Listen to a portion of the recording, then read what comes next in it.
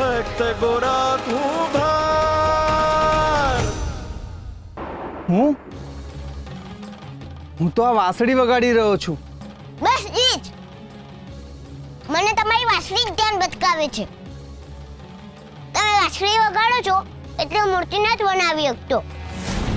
એક કામ કરો, તમે મને તમારી વાંસળી આપી દો, પછી જુઓ હું તમારી કેટલી સુંદર મૂર્તિ બનાવું છું. તને ભાન છે તું શું માંગી રહ્યો છે? આ વાંસળી મારા પ્રાણ છે અને તું તારા ભગવાન પાસે વાંસળી માંગી રહ્યો છે? હા, કારણ કે એનાથી જ મારું ધ્યાન ભટકે છે. અબૂજ છે તું. મારી વાંસળી સાંભળીને જેનું ધ્યાન ભટકેલું હોય ને એ પણ શાંત થઈ જાય છે. હા, પણ મારું આ શાંત મન તમારી આ વાંસળીથી ભટકે છે. એનું હું તમારી વાંસળીના લીધે તમારી મૂર્તિ નથી બની રહી. એટલે તમને તમારી વાંસળી આપી દે. ગોરા બેટા હું લેવાનું વાંસળી માંગે છે? મારે વાંસળીનું કાંઈ કામ નથી બાપા. હું તેમના ભલા હતું કહું છું. બેટા આ વિશે ખોટી જીદ ન કરાયો. હું જીત નથી કરતો બાપા. જો આ વાંસળી એમની પાસે રહેશે તો એ વગાડશે તો મારું ટાઈમ એમની પાસે જશે ને પછી મૂર્તિનું કામ અધૂરું રહેશે. ગોરા, વૃક્ષોથી ડાળીઓ અલગ નથી થતી. જેમ કૃષ્ણ હંમેશા પોતાની વાંસળી એમનાથી અલગ નહોતા કરતા, એમ લીલાધર કૃષ્ણની વાંસળી પણ એમનાથી અલગ નહીં થાય. અત્યારે ગોરાની જીદને પોષવી પડશે. બાળક બુદ્ધિ છે. મારી વાંસળીના સૂર લોકોનું મન મોહે છે, પણ આનું મન મારી વાંસળીએ જ મોહી લીધું છે. જો એને વાંસળી નહીં આપું તો એનું મન મારી પ્રતિમા બનાવવામાં નહીં લાગે. અત્યારે મારી પ્રતિમા બને એ જ અગત્યનું છે. પ્રતિમા બની જશે એટલે આમ પણ આ વાંસળી મને પાછી મળી જ જવાની છે ને.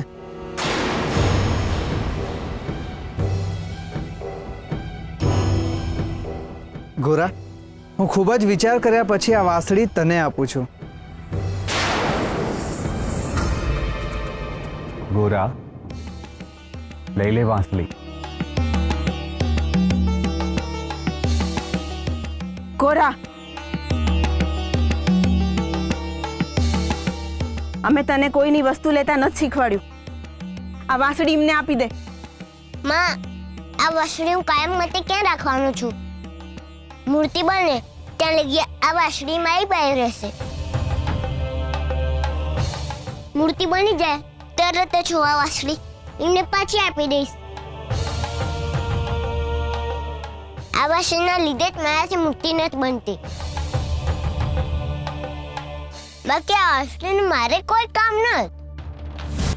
એવું હોય તો હાલો તમારી વાંસળી પાછી. પછી મને કહેતા નહીં કે તમારી મૂર્તિ કેમ ન બની. ના ગોરા, મેં વાંસળી પાછી ક્યાં માંગી? તું વાંસળી તારી પાસે રાખ અને જલ્દી પ્રતિમા બનાવ. ગજબ થઈ ગયો પ્રભુ, ગજબ થઈ ગયો. લીલાધર કૃષ્ણ, ગામ પર ફરી સંકટ આવી ગયું. જુઓ જો આ હંધાઈને કાંઈક ને કાંઈક તકલીફ છે. કોકને પેટમાં દુખે છે, કોકની આંખું દુખે છે, કોકનું આખે આખું શરીર ધગધગે છે. તમે અહીં છો એની મને ખબર હતી એટલે આ હંધાઈને હું અહીં લઈને આવ્યો છું. ભગવાન, હવે તમે જ કાક કરો, નહીતર આમની પીડા આમનો જીવ લઈ લેશે. નહીં ભગલા, એવું નહીં થાય. તું આ બધાને અંદર લઈ જા. હા, હલો હલો માલિકોર.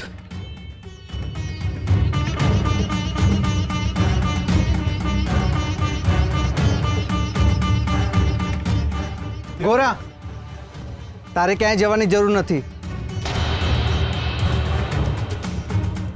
હું એ લોકોની પીડા દૂર કરું છું. તું અહીંયા બેસીને મારી પ્રતિમા બનાવ.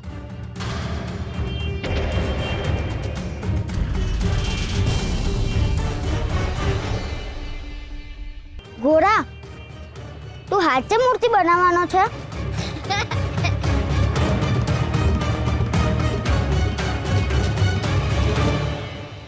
પરમા, અહીં આવો.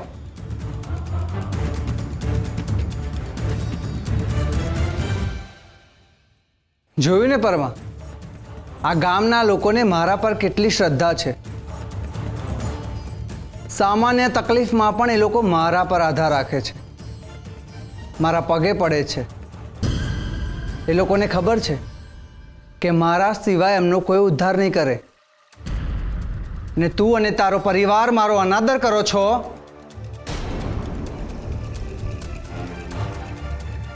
હું કૃષ્ણનો અવતાર છું, અને કૃષ્ણના અવતારનો અનાદર એટલે સ્વયં કૃષ્ણનો અનાદર.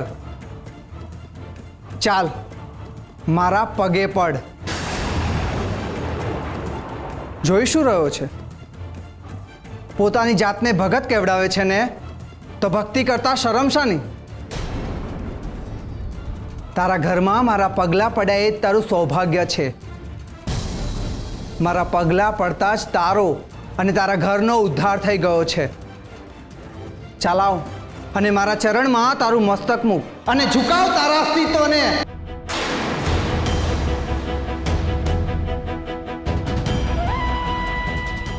વાહ, આજે તો પરમાનો બધોય ઘમંડ ઉતરી જવાનો છે.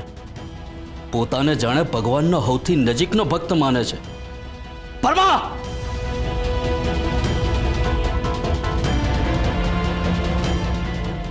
કઈ વાતનો ઘમંડ છે તને? ભગવાન કહે છે તોય પગે નથી લાગવું તારે? કઈ વાતની તુમાખી છે તને? ચાલ, હવે ભગવાનને પગે લાગ. ઓ માડી રે, આ શું પાયું છે? દવા કરી છે કે વધારે તકલીફ આપી? આખા શરીરે બળતરા થાય છે.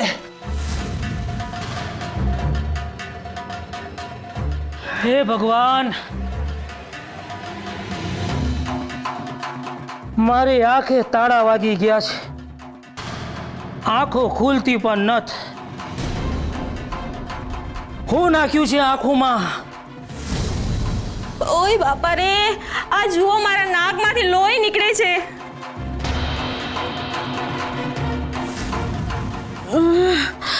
ને મારા માથાનો દુખાવો છેક પગના તળિયે સુધી પહોંચી ગયો. તમે બે કોડીના લોકો મારું એટલે ઈશ્વરનું અપમાન કરી રહ્યા છો. તમારો ઈલાજ ઊંધો પડ્યો એટલે અમે તમારું અપમાન કરવા લાગ્યા. અમને હાજા કરવાને બદલે અમને વધારે દર્દ આપ્યો, એનું કંઈ નહીં. આ હું પીવડાવી દીધું છે અમને કે અમારી આવી હાલત થઈ ગઈ છે. એ ભગવાન, આ પીડા સહન થતી નથી. એ ચૂપ! તારા શબ્દોને સાચવીને રાખ તારા મનમાં. મારા વિરુદ્ધ બોલે છે. શ્રાપ ઉતરશે, શ્રાપ. કૃષ્ણનો કોપ લાગશે, કોપ.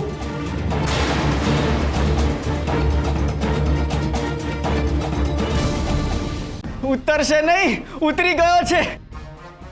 અને અમારી ઉપર નહીં, તમારી ઉપર. એટલે તો તમે અમારો ઈલાજ નથી કરી શકતા. સાચી વાત છે.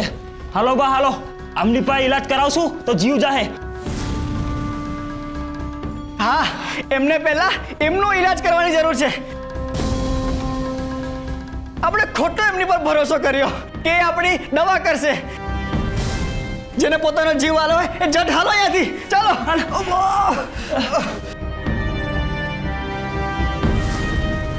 નાશ થઈ જશે, સર્વનાશ થઈ જશે. તમારા શબ્દો શસ્ત્ર બનીને આ ગામનું વિધ્વંસ કરી નાખશે. કૃષ્ણના અવતારનું અપમાન એટલે સર્વનાશનું સ્વાગત. આખું માધવપુર ગામ ભડકે બળશે. સર્વનાશ થઈ જશે, સર્વનાશ.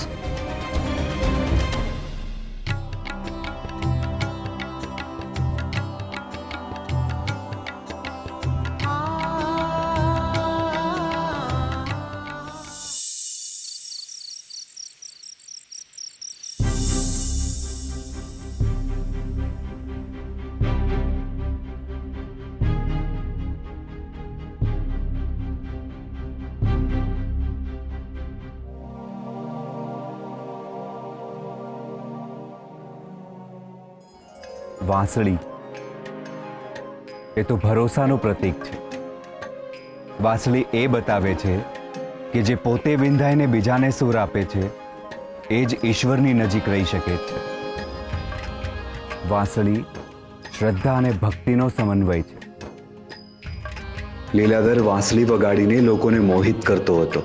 એમાં એની નહીં, વાંસળીની મહાનતા હતી. જ્યાં સુધી લીલાધર પાસે વાંસળી હતી ત્યાં સુધી લોકોને એના શબ્દો અને એની વાત પર વિશ્વાસ કરતા હતા.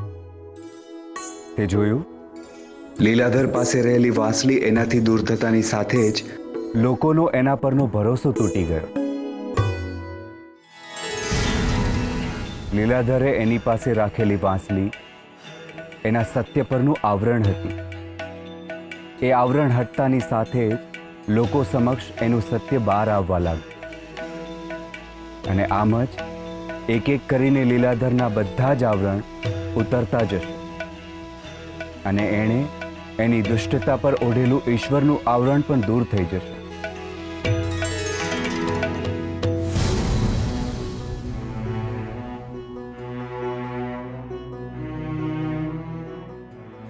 બાપા, ગોરાજી તો કઈ બની જ નથી રહ્યું.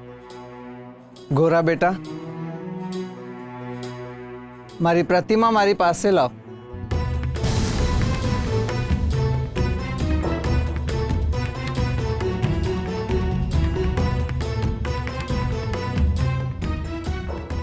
આલો.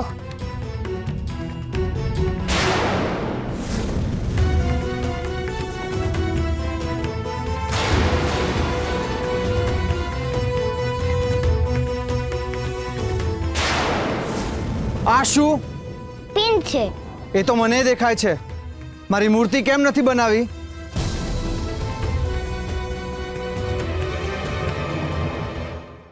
ગોરા, હવે સમય આવી ગયો છે લીલાધરનું બીજું આવરણ ઉતારવાનો. હું જે પણ કંઈ કહું એ તું લીલાધરને કે.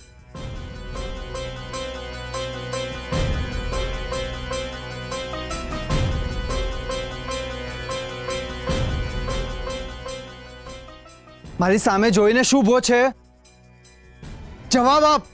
મારી મૂર્તિ કેમ નથી બનાવી? મૂર્તિ કેમ નહીં બનાવું? આ તમારું મુગટ ને મોરપીંછ એટલું રૂપાળું છે કે મારું ધ્યાન નાથી હટતું જ નથી. આ મુગટ ને મોરપીંછ જાણે મને એની બાજુ ખેંચતો હોય ને એવું મને લાગે છે. આ મુગટ ને મોરપીંછ પર મારી આંખો ચોટેલી જ રહે છે. એક કામ કરો, તમે મને તમારું મુગટ ને મને મોરપીંછ આપી દો. આ મુગટ ને મોરપીંછ હું વાસળે હાર મૂકી દઈશ ને પછી તમે મારી સામે બેસી રહેજો. પછી હું તમારી મૂર્તિ બનાવીશ.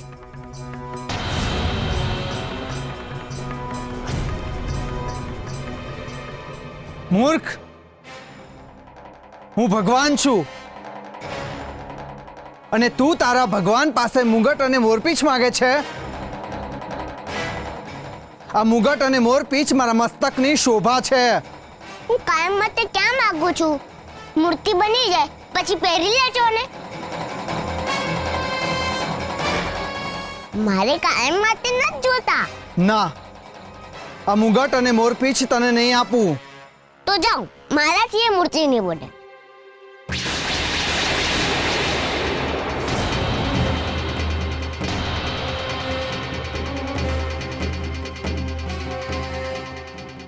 દૂર થઈ જા મારી નજર સામેથી. ગોરા, કીધું તો ને મેં તને કે તારાથી મૂર્તિ નહીં બને. હું કેમ દોડાયો થયો? હાલ ઘરની અંદર. ઓડીની બહાર પગ નથી મૂકવાનો તારે. હાલ તું પણ.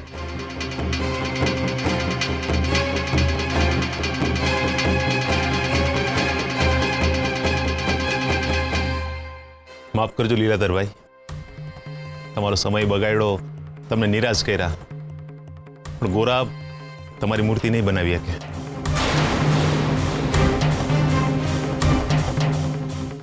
માફ કરજો લીલાધરભાઈ, પણ ગોરા તમારી મૂર્તિ નહીં બનાવી શકે. આવરણ. મનુષ્યનું જીવન આવરણોથી બનેલું છે.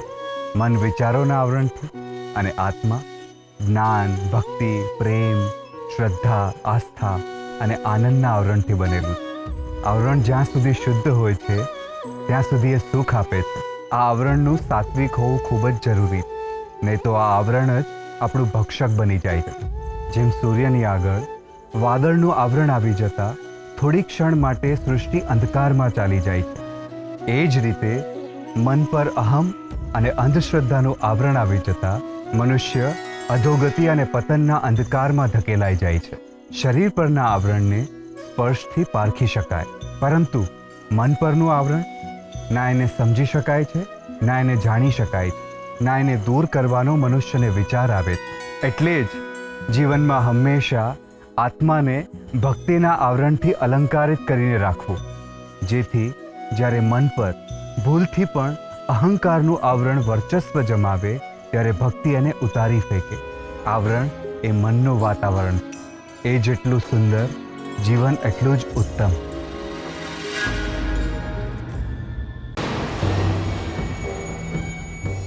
આ શું થઈ રહ્યું છે? મારું અસ્તિત્વ જોખમમાં આવી રહ્યું એવું મને કેમ લાગે છે? મારી પ્રતિમા નહીં સ્થપાય તો કોઈ મને પૂજશે નહીં. આ ગામના અને આજુબાજુના બધા જ ગામના લોકો મારાથી સંમોહિત થયા છે, પણ આ એક ઘરના લોકો ના મારાથી મોહિત થયા છે, ના એમને મારો ભય લાગે છે. મેં આખા ગામમાં જાહેરાત કરાવી છે કે મારી પ્રતિમા બનશે ને મંદિરમાં સ્થપાશે. જો ગોરા મારી પ્રતિમા નહીં બનાવે તો નિષ્ફળ ગયો ગણાઈશ. એક સામાન્ય બાળક મારી વાત નકારશે તો મારા ઈશ્વરત્વ ઉપર પ્રશ્ન થશે. હવે તો ગામના લોકોને પણ મારા પર શંકા જવા લાગી છે. જો આમ જ ચાલશે તો મારા બધા જ કર્યા પર પાણી ફરી વળશે. લોકો મને માન આપતા અટકી જશે.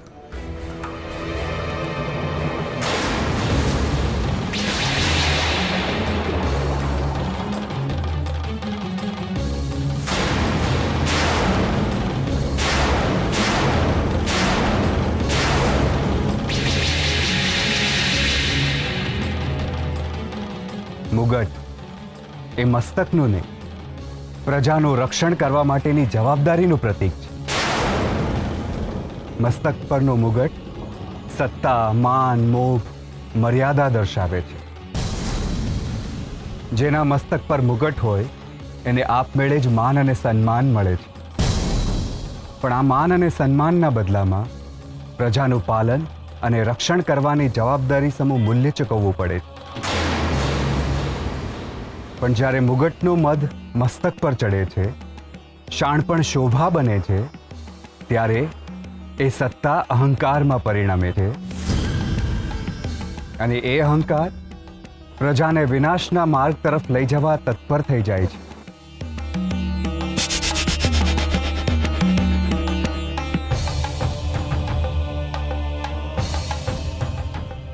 એ જ રીતે પ્રેમ, કોમળતા, મૃદુતા, સમર્પણ અને કરુણતાનું પ્રતીક છે મોરપીંછ. જ્યારે એની કોમળતા પર એની સુંદરતા હાવી થઈ જાય છે ત્યારે ધર્મની જગ્યાએ અધર્મ થાય છે. અને જ્યાં અધર્મ છે ત્યાં ધર્મ પોતાની ધજા ફરકાવવા માટે શાસ્ત્રો અને શસ્ત્રો બંને ઉઠાવે છે.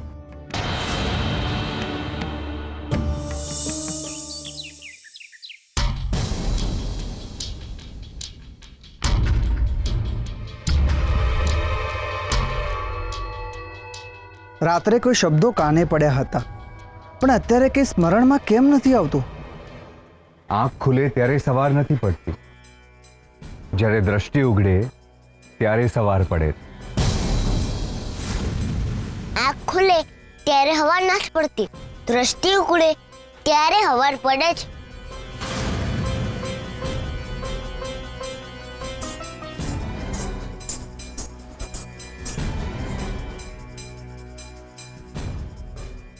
ગોરા, તું મારી પ્રતિમા બનાવ.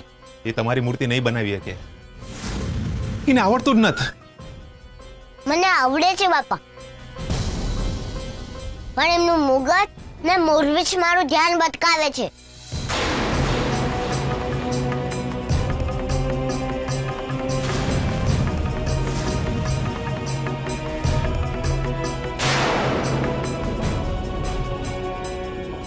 લે આ મારું મોરપીંછ અને મુગટ.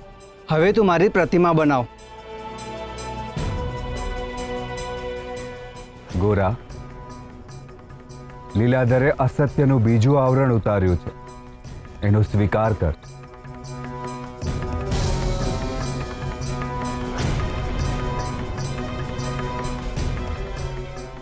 કોરા શું કરવા માંગે છે કાંઈ સમજાતું નથી. પ્રતિમા બનશે ત્યાં સુધી હું અહીંયા જ રહીશ, એટલે આજનું પ્રવચન મારું અહીંયા જ થશે.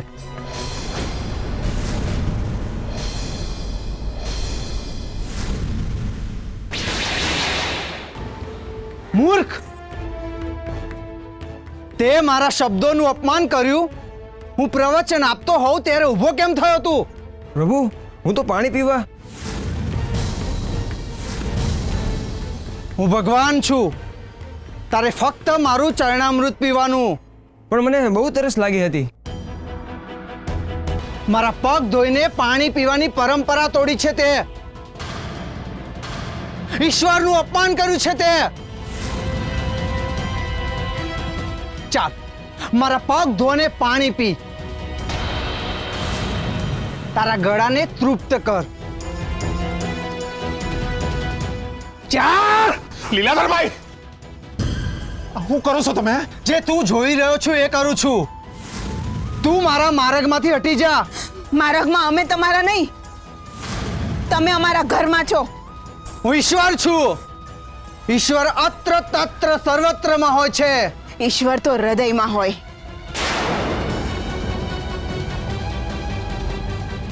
પણ તમારું વર્તન જોઈને તો એમ પણ નથી લાગતું કે તમારી પાસે હૃદય પણ હોય. દેવીની વાત સાચી છે. ભગવાન ભક્ત હારવ કોઈ દી ના કરે. અરે હું તો કહું છું કે આજે તખુબા હારે થયું ને એવું કાલ ઉઠીને આપણી હારે થાય. હા ભાઈ, આમના હાચા વચન તો બહુ સાંભળ્યા. હવે પ્રવચન સાંભળવાની જરૂર નહીં. હાલો. હા હાલો ભાઈ હાલો. હાલો.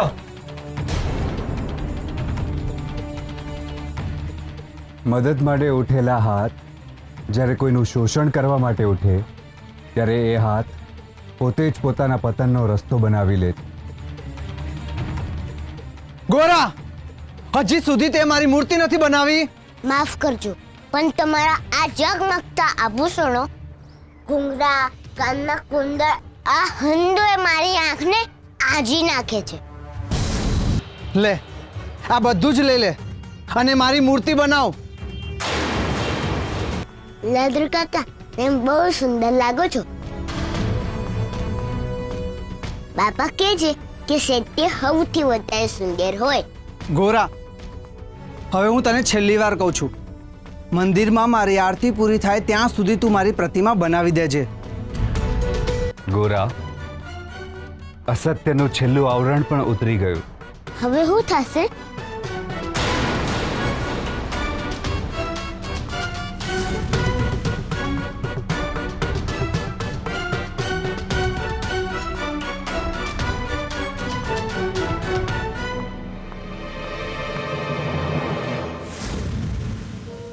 હે, અહીંયા આવ. મારા પગ ધો અને એ પાણી ગ્રહણ કર. ભાગ્યા હતી. પગ શું આખો ને આખો ધોઈ નાખીશ. હે, ચાલ મારી પૂજા કર.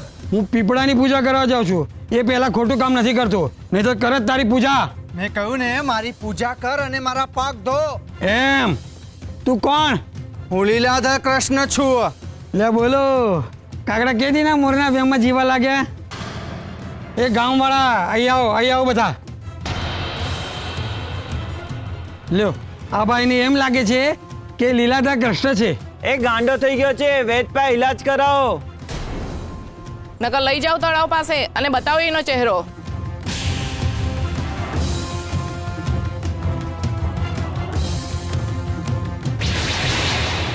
એ ગાંડો થઈ ગયો છે, વેદપા ઈલાજ કરાવો. વેદપા ઈલાજ કરાવો.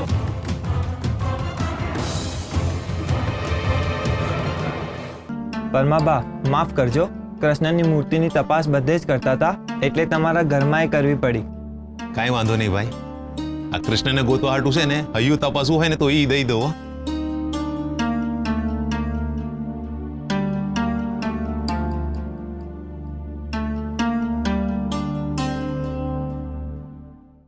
લો કાકા, આપી. આ શું છે? આમાં કૃષ્ણ છે. તમારે મંદિરને ગોળ ગોળ ફરવાનું છે, એટલે તમારી હંધી ઈચ્છા પૂરી થઈ જશે. અટાણે બધાની ઈચ્છા એક જ છે કે કૃષ્ણની મૂર્તિ મળી જાય. બસ તો આ પિંડ તમારી ઈચ્છા પૂરી કરી દેશે. ભાઈ આટલું બધું કર્યું છે તો એ કરી જોઈએ. હાલો. હા હા હાલો ભાઈ. જય શ્રી કૃષ્ણ.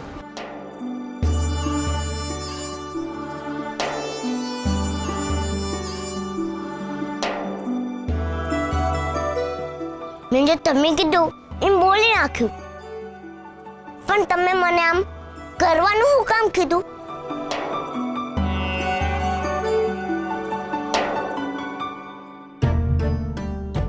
પૂજારી બાબા,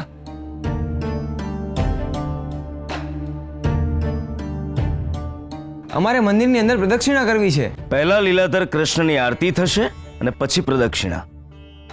પૂજારી બાપા, લીલાધર કૃષ્ણ ક્યાંય નથી, ના એમની ઝૂંપડીમાં ના પરમાનૈયા. તો છે ક્યાં? હું અહીંયા છું. તમે તમારા ઈશ્વરને નથી ઓળખતા ગિરધરદાસ? તું લીલાધર કૃષ્ણ.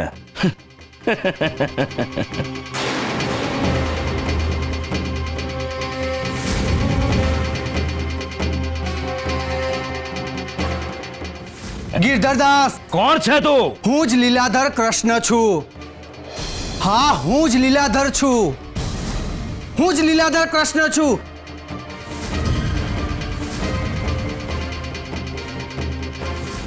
હું જ ઈશ્વર છું. હું જ કૃષ્ણનો અવતાર છું.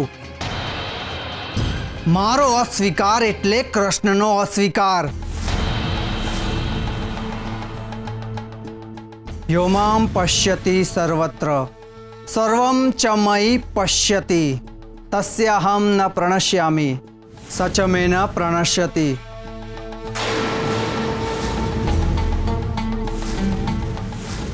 તમે મને ઓળખતા નથી? તમારા ચક્ષુથી આથી મોટું કોઈ અત્યાર સુધી પાપ નહીં થયું હોય. તમે ઈશ્વરની અવહેલના કરી છે. હું તમને શ્રાપ આપું છું કે કૃષ્ણની ખોવાયેલી મૂર્તિ ક્યારેય પાછી નહીં મળે. કૃષ્ણની મૂર્તિ મળી ગઈ.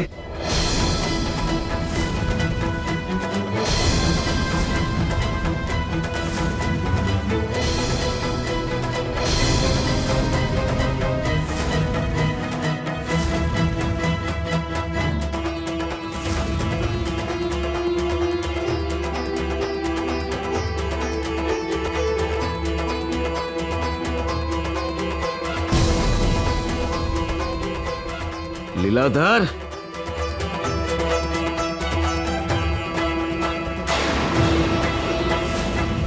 અહીંયા એક માણસ ઉભો હતો જે પોતાની જાતને લીલાધર કૃષ્ણ કહેતો હતો. ક્યાં ગયો એ?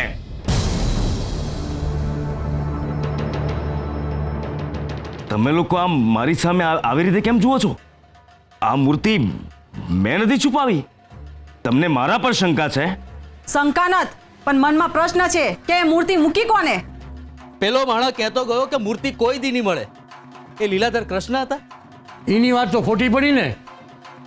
પ્રભુની મૂર્તિ તો મળી ગઈ, હવે ગામને કોઈ શ્રાપ તો નહીં લાગે ને? તમે તો રોજ મંદિરમાં લીલાધર કૃષ્ણની આરતી કરતા હતા, તોય તમને આ મૂર્તિ ન દેખાણી? તમે લોકો આ બધા સવાલો મને શું કામ કરો છો? તો કોને કરીએ? લીલાધર કૃષ્ણને. તમે એને કૃષ્ણનો અવતાર માનો છો, મને નહીં. પણ અમે તો તમે કીધું એના પર ભરોસો મૂક્યો. તમે કીધું એમ અમે કર્યું. અમે તમારા વિશ્વાસ ઉપર વિશ્વાસ મૂક્યો. એટલે તમે લોકો કહેવા શું માંગો છો? ઈ જ કે તમે તો મૂરખ બન્યા અને તમારા કારણે આખું ગામ મૂરખ બન્યું.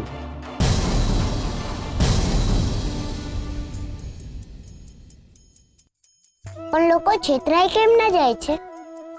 કારણ કે લોકોના મનમાં ભય અને સમસ્યાની ગાંઠ વળેલી હોય છે, અને એ જ ગાંઠ બીજો કોઈ ખોલશે એવી એમની ગેરસમજણ લીલાધર જેવા લોકોને જન્મ આપે છે. અને આવી વ્યક્તિ એમની શ્રદ્ધા અને વિશ્વાસનો ગેરફાયદો ઉઠાવે. મનુષ્યએ હંમેશા પોતાના પ્રશ્નોનું સમાધાન પોતે જ શોધવું જોઈએ. પોતાની પોટલીની ગાંઠ ખોલવાનો પ્રયત્ન પોતે જ કરવો જોઈએ. બીજા પર ભરોસો મૂકી શકાય, પણ બીજાના શરણે ના જવાય. સમજી ગયો ને? ના.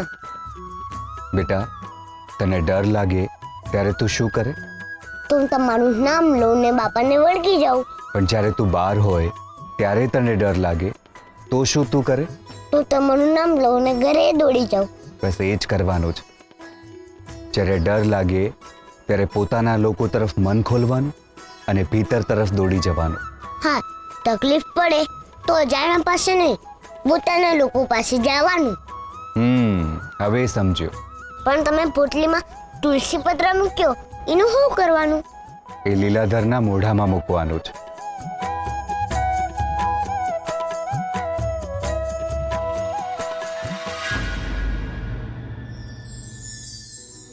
ગાંઠ ગાંઠ ક્યાં પડે છે એના પર એનું પરિણામ નિર્ભર કરે છે. લગ્ન સમયે વર વધુ વચ્ચે મારવામાં આવતી ગાંઠ એમને આજીવન જોડી રાખવાનું પ્રતીક છે. પણ જો આવી જ ગાંઠ મનમાં પડે તો એ સંબંધને તોડી નાખે છે. ગાંઠ જો શરીરમાંથી નીકળે તો એ મૃત્યુનો અંદેશો છે. અને મણકાઓને વીંધ્યા પછી દોરીને મારવામાં આવતી ગાંઠ માળાનું સર્જન કરે છે. ગાંઠના આટલા પ્રકારો હોવાથી જ એને ક્યારેય કળી શકાતી નથી. એટલે જ ગાંઠ પડે એ પહેલાં સાવચેત થઈ જવું. અંધશ્રદ્ધાની, અનુકરણની અને અજ્ઞાનતાની ગાંઠ એકવાર પડી જાય પછી મનુષ્યનો ઈશ્વર સાથેનો સંબંધ કાપી નાખે છે. અને મનુષ્ય એ જ ગાંઠને સત્ય માનવા લાગે છે. અને એ ગાંઠ ધીમે ધીમે મજબૂત થવા લાગે છે. એટલે જ હંમેશા દોર ભક્તિની રાખવી, એટલે એમાં શ્રદ્ધાની જ ગાંઠ વાગે. શ્રદ્ધા અને ભક્તિની ગાંઠ એટલી મજબૂત રાખવી કે અંધશ્રદ્ધા ગમે એટલું જોર કરે તો પણ એને તોડી ના શકે. હું જ કૃષ્ણ, હું જ માધવ, મુરલી મનોહર શ્યામ હું, બાલકૃષ્ણ દામોદર ઘનશ્યામ ગોવિંદનાથ હું, હું જ કેશવ, હું જ મુરારી, હું વિષ્ણુ વ્રજરાજ હું, હું જ વિઠ્ઠલ, હું જ નટવર, શ્રી હરિ શ્રીકાંત હું, શ્રી હરિ શ્રીકાંત હું, શ્રી હરિ શ્રીકાંત હું. હું લીલાધર કૃષ્ણ છું, હું લીલાધર કૃષ્ણ છું, હું લીલાધર કૃષ્ણ છું, હું લીલાધર કૃષ્ણ છું.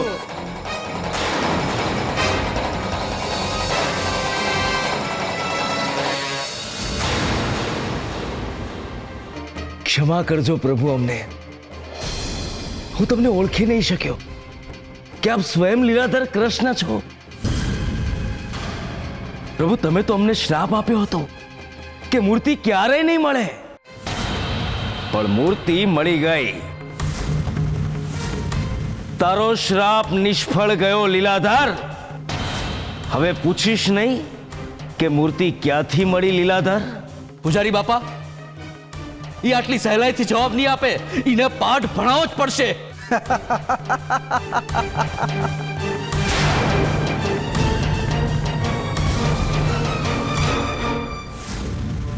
હું શું કામ સવાલ કરું? હું મૂર્ખ નથી. એટલી તો સમજણ છે કે કૃષ્ણની મૂર્તિ મંદિરમાં જ હોય. એટલે મૂર્તિ તે જ સંતાડી હતી મંદિરમાં? શું વાત છે, સમજી ગયા? જુઓ પૂજારી બાપા, કેટલો બેશરમ છે આ. હજી ધોવા છે તમારા આના પગ. તો આ બધું મને શું કામ કહે છે? કારણ કે તમે જેને લીલાધર કૃષ્ણ જાહેર કર્યો હતો, આ કપટીને તમે ઓળખતાય નથી. અમે તો અભણ છીએ, પણ તમારું જ્ઞાન એને નો પારખી આવી ગયું. સાચી વાત છે. તમારા આ પૂજારી બાપા મૂર્ખ છે. તમારામાં ને આમનામાં કોઈ ફરક નથી. જ્યાં જ્ઞાની જ મૂર્ખ હોય ત્યાં લીલાધરની લીલા લોકોને ચમત્કાર જ લાગે. જુઓ જુઓ, આ કેવું બોલે છે. આપણા પૂજારી બાપાને મૂર્ખ કહે છે. ચાલો ચાલો, માન્યું કે આપણા પૂજારી બાપા મૂર્ખ છે, પણ તે તો અમને ઠગ્યા પાખંડી. અમે તો તને ઓળખતાય નથી, તોય તમારી શ્રદ્ધા અને વિશ્વાસ સાથે હું કેમ રમત રમી? બોલ, તે અમને એવું હું કામ કીધું કે તું કૃષ્ણનો અવતાર છે? અમને સતત કૃષ્ણનો કોપ ઉતરશે એવી બીક હેઠળ રાખવાનું કારણ હું? સવાલ સુંદર છે, પણ અતિ મોડો છે. પાણી વહી ગયા પછી પાળ ના બંધાય. હું શું કામ અજ્ઞાની અને મૂર્ખ લોકોને જવાબ આપું? શાસ્ત્રાર્થ જ્ઞાની સાથે થાય, અજ્ઞાનીને દૂરથી નમસ્કાર કરાય. કોઈના પણ પ્રભાવમાં આવીને એને ભગવાન બનાવી દેનાર ભક્તની અંતે આ જ હાલત થાય છે. મેં તમારી સામે આવું કેમ કર્યું એનો જવાબ નહીં આપું, પણ એટલું ચોક્કસ કહીશ કે મેં તમારી સાથે આવું કેમ કર્યું. જે લોકોને પોતાનામાં શ્રદ્ધા નથી હોતી એ બહુ જલ્દી અંધશ્રદ્ધાનો આશરો લે છે. પોતાનો ચહેરો જોવા માટે જે પાણીમાં પ્રતિબિંબ જુએ છે એ વમોડો અને ચહેરાની કરચલીને અલગ નથી પાડી શકતા. તમારી પાસે દ્રષ્ટિ જ નથી, તમે છેતરાયા છો. તમારી શ્રદ્ધા તૂટી છે. આ બધાનું કારણ છે કે તમારી પાસે સમજણ નથી, ધીરજ નથી. તમે જેને ભજો છો એના પર તમને ભરોસો નથી. પોતાના પગ ધોઈને પાણી ગ્રહણ કરવાનું કયો ઈશ્વર કહે છે? પોતે ભૂખ્યા રહીને ઈશ્વરને 32 પકવાન ધરાવવાનું કયા શાસ્ત્રમાં લખ્યું છે? જીવતા મનુષ્યના શરીર પર વસ્ત્ર ના હોય અને એવે સમયે કયો ઈશ્વર કહે છે કે મને સોનાના આભૂષણો ચડાવો? આટલી સમજ જેને ના હોય એ છેતરાય, અને એમાં વાંક એનો છે, છેતરવા વાળાનો નહીં. કેટલો નિર્લજ્જ છે! હજી એને એ વાતની તો શરમ જ નથી કે એણે ખોટું કર્યું છે. કાઢો કાઢો આને ગામની બહાર. ખાલી આને જ નહીં, એની હારે પૂજારી બાપાને પણ બહાર કાઢો. એમણે જ આપણને ભરમાવ્યા છે. જો એ સત્ય ના જાણી શકે તો એમનું જ્ઞાન શું કામનું? અરે અરે પણ પહેલા આ પાખંડીને મેથી પાક ચખાડો. મારો મારો! ત્યાં જ ઉભા રહેજો.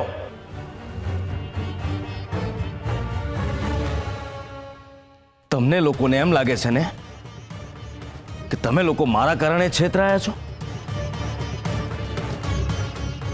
તો તમને ન્યાય પણ હું જ અપાવીશ.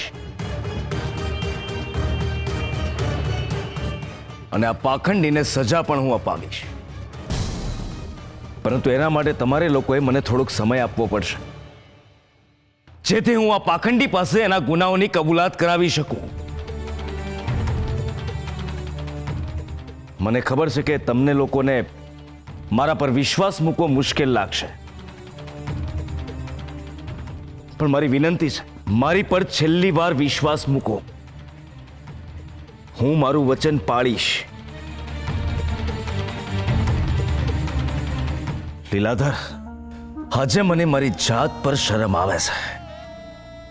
હું પ્રખર જ્ઞાની, વિદ્વાન, કૃષ્ણ ભક્ત, દીર્ઘ દ્રષ્ટા, અને તોય તારા અસત્ય અને કપટ પર ચડાવેલી તરકટની વેશભૂષાને ઓળખી ન શક્યો. મને મારી જાત પર દયા આવે છે. ગામ લોકોની સામે હું મૂર્ખ અને અજ્ઞાની સાબિત થયો, ને એ પણ તારા લીધે. લીલાધર, કેમ મૌન છે? કેમ કશું બોલતો નથી? શું થયું તારી જીવાને, જે સતત સ્વયંને કૃષ્ણ કૃષ્ણ કહેતા થાકતી નહોતી? કોઈની પણ વાતમાં ન આવનારો આ પ્રખર જ્ઞાની ગિરધરદાસ તારાથી સંમોહિત થઈ ગયો, અને તું મને છળી ગયો, એ પણ કૃષ્ણના નામ પર. બહુ દુઃખી થઈ ગયા ગિરધરદાસ? નામ ન લઈશ, નામ ન લઈશ મારું. તારા લીધે મારું નામ અને મારી પ્રતિષ્ઠા બંને જોખમાઈ છે. ઈશ્વર બનવાની લાલસા તારી ને બદનામી થઈ ગઈ મારી. હું તારી આ રમતનો બદલો લઈને જ રહીશ. હું તને સજા અપાવીને જ રહીશ. લીલાધર, ના તો મને તારો ડર હતો, ના તો હું એટલો મૂર્ખ છું કે હું તારા જેવાની વાતથી મોહી પડું. તો પણ શું કામ હું તારામાં મોહી પડ્યો? એ પ્રશ્ન મને ખૂબ હેરાન કરે છે. મારા મનની શાંતિ હણી રહ્યો છે. ને આ પીડા મને ખૂબ તકલીફ આપી રહી છે લીલાધર. લીલાધર કાકા, પરમાબા હાલો મંદિરમાં. પરમાબા, અમારાથી જે પાપ થયું છે એનું પ્રાયશ્ચિત કરવાનો મોકો આપો અમને.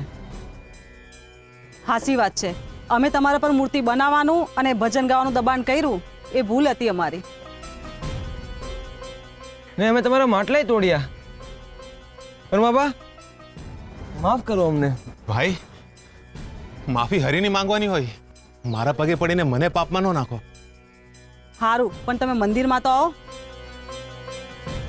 સક્રીબેન, અમને મંદિરમાં પ્રવેશ બંધ છે. ઈ નિયમ અમે નહીં તોડી શકીએ. પણ માધા કાકા, આમાં આગ્રહ ન કરતા. અને તમે હરીની બીક ન રાખો. એને તો છે ને તમને ક્યારનાય માફ કરી દીધા હશે. એ તો હવનો બાપ છે ભાઈ. એને છે ને કોઈ વાતનું ખોટું ન લાગે. આમ દુઃખ થાય આપણે ક્યાંક આમ રસ્તો ભટકી જઈને તો. હાલો કૃષ્ણના દર્શન કરીએ. ઉભા રહ્યો જુઓ. તમને છે ને કૃષ્ણની મૂર્તિ મળી છે.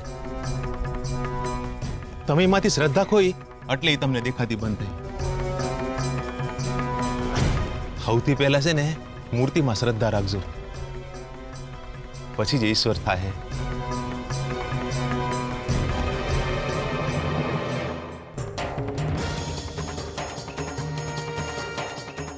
આ લ્યો તમારા શણગાર.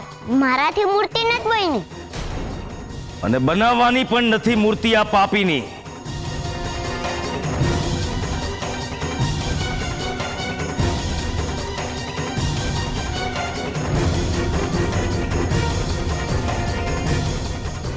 બધા શણગાર છે ને આમાં? તારી પાસે કંઈ રાખ્યું તો નથી ને? ગોરા, ભક્ત પોતાની પાસે શ્રદ્ધા રાખે, શણગાર નહીં. ભક્ત પોતાની પાસે શ્રદ્ધા રાખે, શણગાર નહીં. હું તારા જુઠ્ઠા શણગારોથી અંજાઈ ગયો હતો.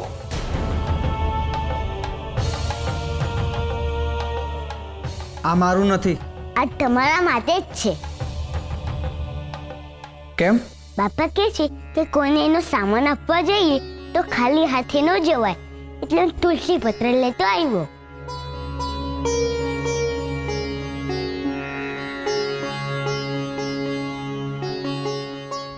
તારા આ શણગાર લીલાધર હવે અમે ઉતારીશું. જે શણગાર પહેરીને તે અમને લોકોને ભોળવ્યા છે, બધાની સામે તારા આ શણગાર ઉતારીને તને નિર્લજ્જ કરીશ અને સજા પણ આપીશ.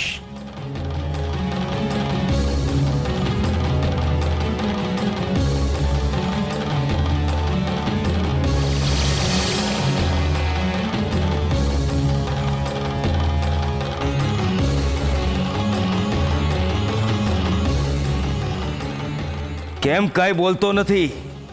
આંખો ખોલ ઢોંગી. જો ભાગવાનું વિચારતો હોય તો માંડી વાળજે. હવે હું મૂર્ખ નહીં બનું. મારી પરવાનગી કે મારી અનુમતિ વિના ગામની બહાર તું પગ પણ નહીં મૂકી શકે લીલાધાર. આજે રાત્રે ચોરા પાસે બધાને ભેગા કરો.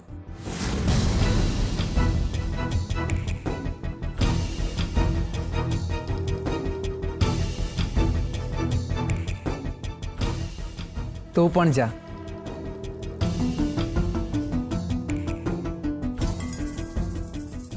હવે શું થશે ભાઈબંધ? લીલાધરનો નવો જન્મ. બોલો કૃષ્ણ કનૈયા લાલની જય. હે કૃષ્ણ, હે બાલ મુકુંદ, હે મોરારી, હે ગિરધર, હે દ્વારિકાધીશ, તારા ભક્તોના અપરાધને ક્ષમા કરજો પ્રભુ, ક્ષમા કરજો, ક્ષમા કરજો.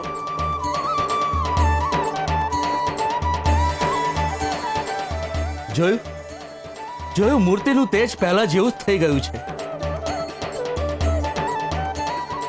વાહ ભગતની દ્રષ્ટિ. પરમાભાની વાત સાચી છે. સૌથી પહેલા છે ને મૂર્તિમાં શ્રદ્ધા રાખજો, એટલે હરિની હાજરી વર્તાય. પૂજારી બાપા, લીલાધર સમયસર ચોરાપાએ આવી તો જાય ને? બસ ત્યારે આજે આપણે એને બતાવી દઈએ કે માધવપુર ગામના લોકોને છેતરવાનું પરિણામ કેવું ભોગવવું પડે છે. હાલો તારે, હાલો હાલો હાલો હાલો હાલો બધા હાલો હાલો હાલો.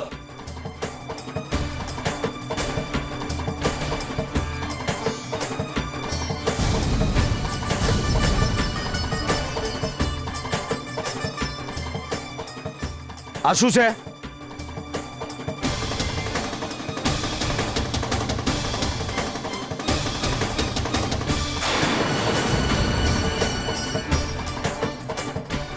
લીલાધરની સજાનો સામાન. એટલે એટલે એમ કે એણે આપણી હારે જે કર્યું એ આપણે એની હારે કરીશું. એણે આપણને અંધારામાં રાખ્યા, એની માયામાં ફસાયા. હું તો કહું છું આપણે એના જીવનમાં અંધારું કરી દઈએ. જો ભાઈ તો એનામાં ને આપણામાં ફરક હું? ઈ જ ફરક કે શરૂ એણે કર્યું અને પૂરું આપણે કરવું. હા જ તો આપણી હારે દગો કરનારને એમ કે છોડી તો ન જ દેવાય ને. આંખને બદલે આંખ લઈને તો જગત આખું આંધળું થઈ જાય. માધા કાકા, તમે બહુ ઉપરાણું લો છો ઈ પાખંડીનું. તમે મળેલા તો નથી નહીં નિહારે. હે પગલા, આ તું શું બોલે છે? બસ તો પૂજારી બાપા, તમે લીલાધરને ચોરાપાએ હાજર કરો, બાકી અમે સંભાળી લઈશું. હું કેવું તમારું? હા હા સંભાળી લઈશું. ભાઈબંધ, એવું લાગે છે કે ગામ વાળા નથર કાકાને પથરા મારવાના છે. આવી સજો કોઈને અપાય? આ પથ્થર પડદો છે પોતે પોતાના વાંકે છેતરાયા એ લાગણી ઉપર. કોઈના પર પ્રહાર કર્યા પછી મનુષ્ય હંમેશા પોતે નિર્દોષ નીકળી જવા માંગે છે. કોઈ પણ ઘટનાની બે બાજુઓ હોય છે. વાંસળીમાંથી સૂર તો જ નીકળે છે જો વાંસળી અને હોઠ બંનેની ઈચ્છા હોય. મનુષ્ય હંમેશા સતર્ક રહે અને તર્કની દ્રષ્ટિ ખુલ્લી રાખે તો એ ક્યારેય છેતરાતો નથી. જેને લોભ હોય છે એને જ ધુતારા મળે છે, પણ પોતે છેતરાયા છે એ સ્વીકારવું બહુ અઘરું છે. એ પીડા, એ વેદના અને એ દુઃખને તો જ આશ્વાસન મળે છે જો તમે છેતરનારને સજા આપો તો. પણ આ અજ્ઞાન છે. આંખો બંધ કરીને ચાલનાર ખાડામાં પડે પછી એ ખાડાને જ દોષ આપે છે. એવી છે આ વાત. તો હું લીલાધર કાકાને સજા ન કરે? આરોપીને સજા થવી જ જોઈએ, જેથી કરીને અન્યને માટે એક ઉદાહરણ પૂરું પડી શકે. પણ ન્યાય કરવાની અને સજા આપવાની સમજ જ્ઞાની અને અનુભવીઓને જ હોય છે. ટોળામાં ક્યારેય નિર્ણયની અને દિશાની સમજ જ નથી હોતી. અને જો આવું ટોળું સજા આપવાનો નિર્ણય કરે તો એ નિર્ણય પાછળ ભયાનકતા જ સંતાયેલી હોય છે.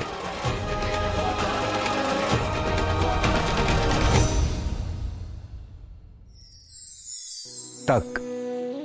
ઘણીવાર એવું પણ બને છે કે મારે સમજવું છે ઘણું, પણ તક મળતી નથી. અને ઘણીવાર બધું જ સમજાઈ જાય છે તો પણ તક મળતી નથી. આ વાત જેટલી સમજવામાં અઘરી છે એટલી જ એને જીવનમાં ઉતારવામાં અને જીવવામાં પણ અઘરી છે. ભૂતકાળના અનુભવ હંમેશા એક શીખ આપે છે.